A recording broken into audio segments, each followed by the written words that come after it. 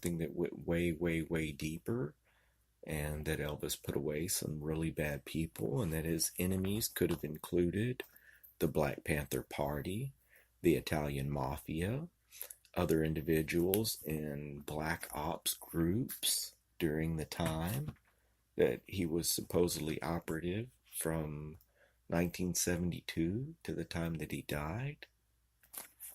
Now, these are all things that just make me think a little bit.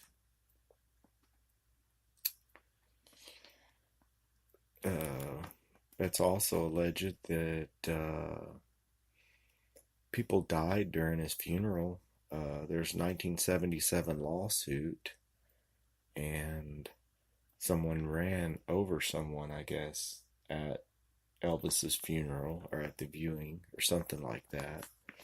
So these are all things that you may wonder why Elvis cannot come back into the public light. And I heard through this same gentleman, through this and through other, you go down the rabbit hole, you go through YouTube, I start listening to some different other things about also newspaper clippings. There's also a book from way back in the day, several books about Elvis still being alive. I actually read one of them way back, just thinking that it was, and I remember about saying that there was something about a wax dummy, something about the coffin weighing too much, and I think that's, some of the things that I particularly remember from back in the day.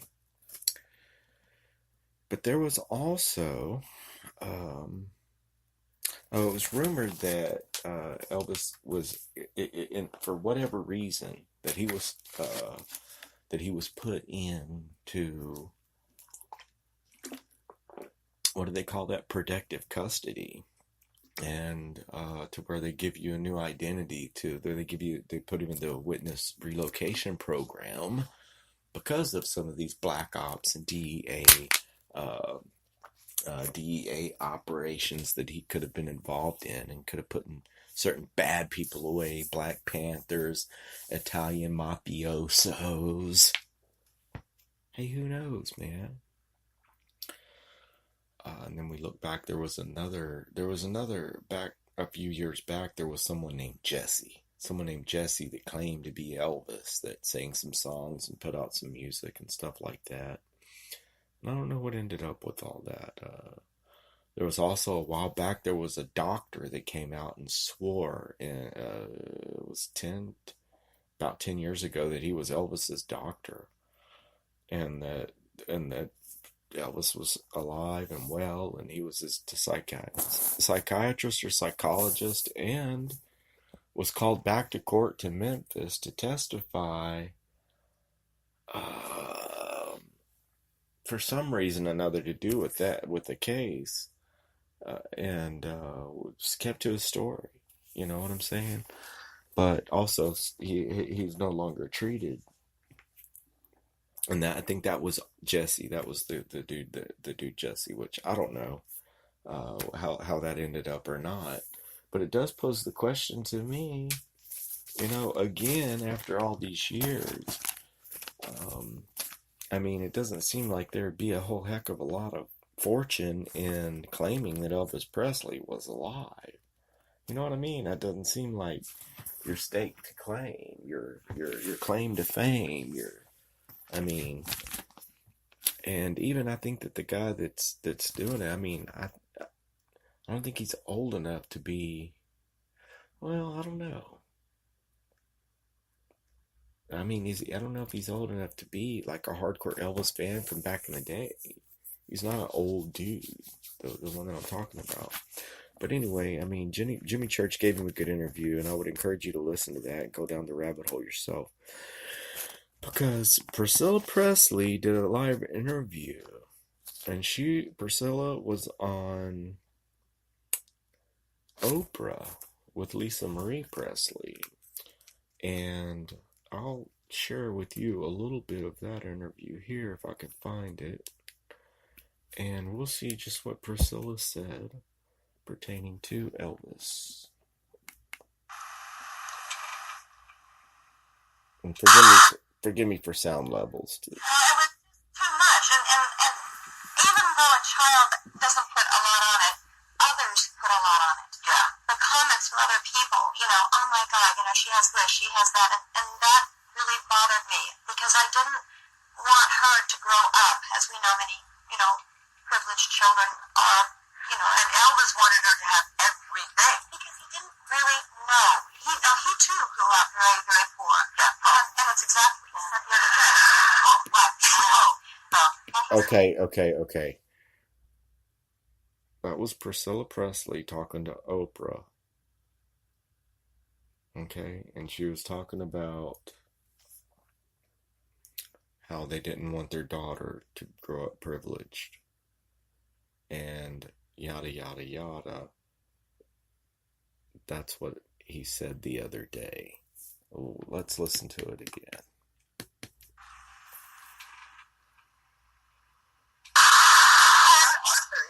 It was just too much. And even though a child doesn't put a lot on it, others put a lot on it. Yeah. The comments from other people, oh my God, she has this, she has that, and that really bothered me because I didn't want her to grow up, as we know many, privileged children are, and Elvis wanted her to have everything because he didn't really know. He too grew up very, very poor. Yeah. And it's exactly what he said the other day. Oh, what? And that's exactly what he said the other day. So, people caught that later on, and I guess that's how I found it, but that's pretty interesting. I think I might have a better... and Elvis wanted her to have everything because he didn't really know. He too grew up very, very poor. Yeah. And it's exactly what he said the other day. Oh, what? And he said...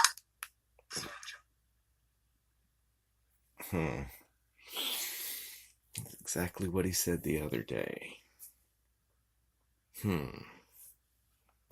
And that's Priscilla talking to Oprah with Lisa Marie sitting right there also. Okay, and now we have an interview with Lisa Marie. Okay, we have an interview with Lisa Marie, and she's talking to someone about Elvis's televisions present.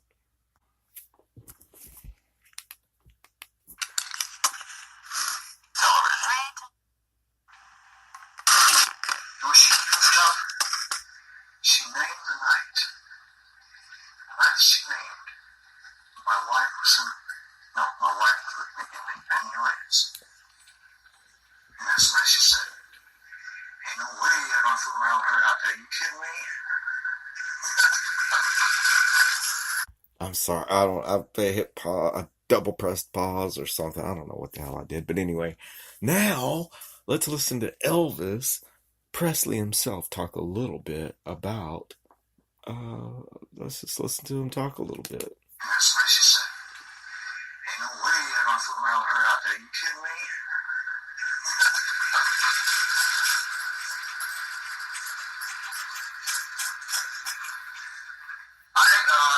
I just came back from New York. We had a meeting of this. I have been a member of this organization for 5 years. International Narcotics Enforcement Officers Association. In recognition of the outstanding loyalty and contribution in support of narcotic law enforcement. This award of special honor is bestowed upon Elvis Presley, testimony, lifetime member, International Narcotics Enforcement Officers Association.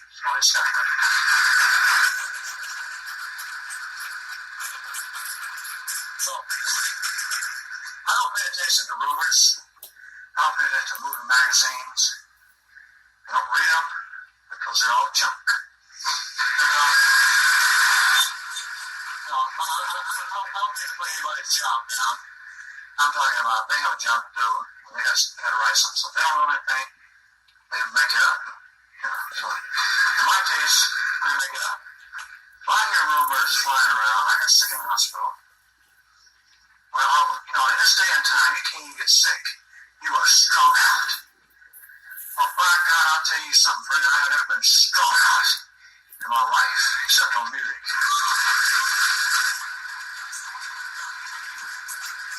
Well, I got sick in a hotel. I got sick in according to them, they were letting them perform. Three different sources I heard. I was strung out on heroin. I swear to God, hotel employee, Jack.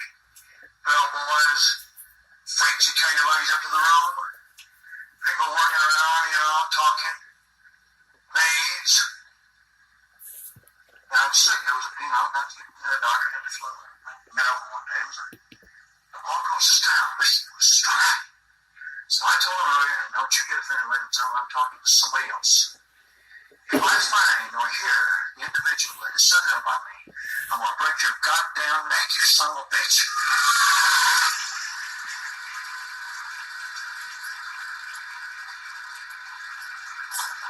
That is dangerous. That is damaging to myself, to my little daughter, to my father, to my friends, my doctor, to everybody in my relationship with you, my relationship with the state. It is dangerous. I will pull your goddamn tongue out of the roots. Thank you very much. Thank you very much. Now, that's a way I'd never really heard Elvis talk before, but that's him saying something about if you say, you heard it. He's a lifetime member of the International Narcotics Enforcement Officer Association, lifetime member. And then he took it very seriously. So how seriously did he take it? And was he an acting member? I don't know. I mean, went down the rabbit hole and I had to ask. I had to pose the question, could Elvis Presley still be alive? What do you think? Listen to Jimmy Church's Fade to Black.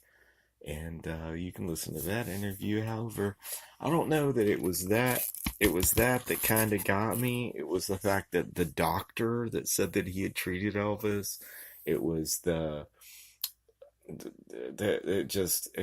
doesn't stop. We should we could talk about it on the next live show, which I think we might start doing Wednesday night live.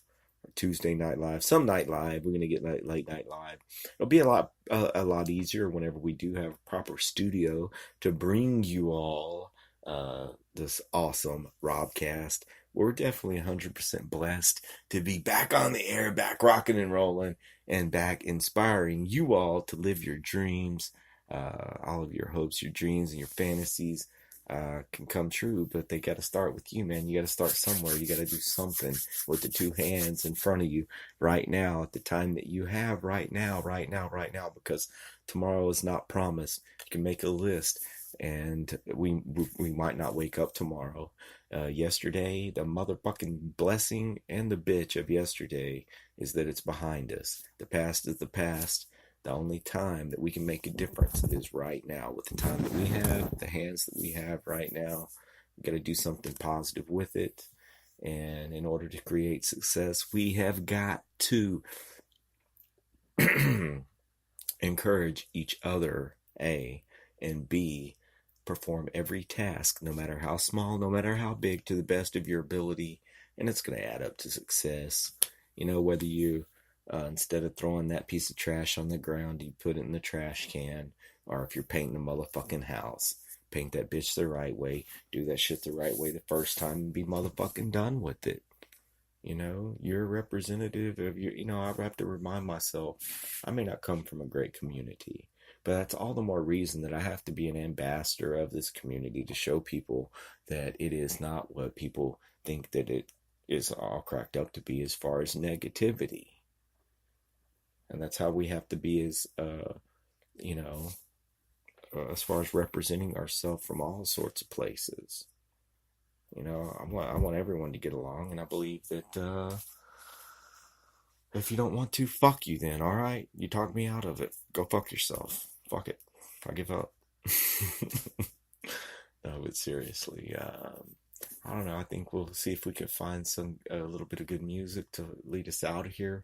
But I can say it was nice. Got a message and got a message back from my homeboy Donovan, buddy. You know that our prayers are always with y'all on the stuff that you're going through, dude. And we definitely have Mr. Donovan on the show. talk about some old